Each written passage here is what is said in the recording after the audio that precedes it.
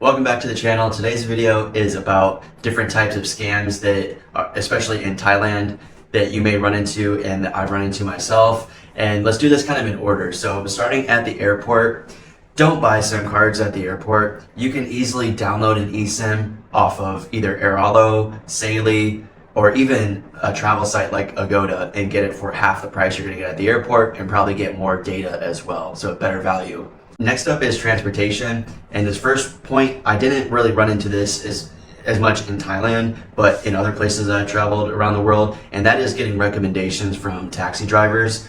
It's just not a great idea. A lot of times they're in on the racket and they'll take you to a place where they're making some sort of commission. I ran into this specific thing in Istanbul, Turkey, and it was just not a pleasant experience. It ended up costing me like 120 euros for dinner, and it wasn't even a great location.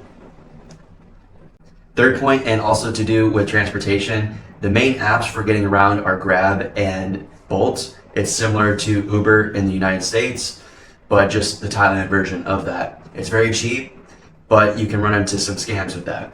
And the first one is you'll get into a car and the driver asks you to pay cash instead of paying with card. You don't have to do that. If they're being rude about it, just take another one. Also, sometimes they'll try to renegotiate the price as well. You don't have to do that either. That's just unethical. Take another one instead. That happens probably more often with the bike drivers, where if you're going a further distance, they'll try to renegotiate the price and say 100 baht instead of 50 baht. You don't have to do that. You can easily find another one. Next point number 4, and this is also to do with transportation. If this is your first trip or first couple of trips to Thailand, I highly recommend not renting bikes yourself. They're all over the place. The rental stands to get your own bike for a month. It usually costs about 3,000 baht on average from what I've gathered and just see the signage. And I just don't see how the math checks out with that, being with the Grab and Bolt prices being so low. And also, people don't think about the different laws here in Thailand. Like, there is a law for wearing helmets. You must wear a helmet when on a bike. But the places that rent these bikes to you don't necessarily care about that. They just care about getting your money. So they may not even give you a helmet.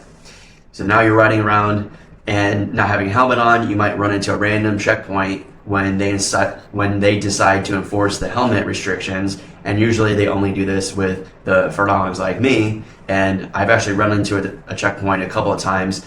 Luckily, there's enough of a racket going to where they basically put out the word to all the Bolt and Grab drivers in advance that they're going to be doing these checkpoints, and then on those specific days they have helmets available for the riders. But if you're running a bike yourself, you're not going to know that. And most tourists also don't consider that being an outsider, what Thailand calls farangs, if you're a Western person, you're going to be the first one blamed for an accident, even if it's not your fault. So then you're going to end up in a situation where you're having to pay your way out of it, and it's an unexpected expense that is going to add up quickly, and then suddenly it's not so cheap to have that bike rental. Next up is arriving at your hotel, especially if you're staying at one of the lower or mid-tier hotels, like where I'm staying at now, just a small resort, bungalow style hotel. It's independent, so it's not part of Marriott, IHG, any of those big brands. A lot of these hotels here will require a cash deposit.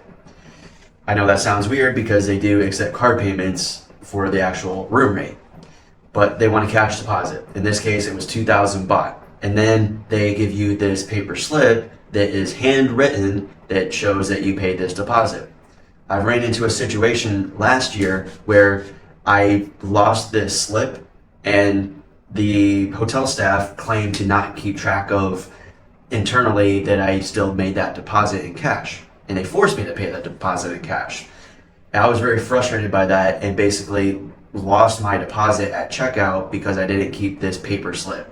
It seemed like a very kind of scammy situation, and I don't want you guys to run into that. Try to avoid the cash deposits if you can. But if you do run into that situation, take a picture of it. That's what I did this time, and that way I can get my cash deposit back if I haven't charged anything to the room. Next up is a scam I run into every once in a while with other tourists, and I think that's your main threat here in Thailand, is these other tourists or other foreigners trying to scam you. In this first case, I had what I think was an English guy or maybe Irish guy that, while I was in the bar, said he lost his ATM card, which is plausible, but he offered to PayPal me some money and then I give him cash. I felt very uneasy about the situation, obviously said no, and my friend next to me that was with me said, yeah, that was probably a scammer. They've heard of that situation happening before, and then the person just reverses their PayPal transaction, and then you're scammed out of your money.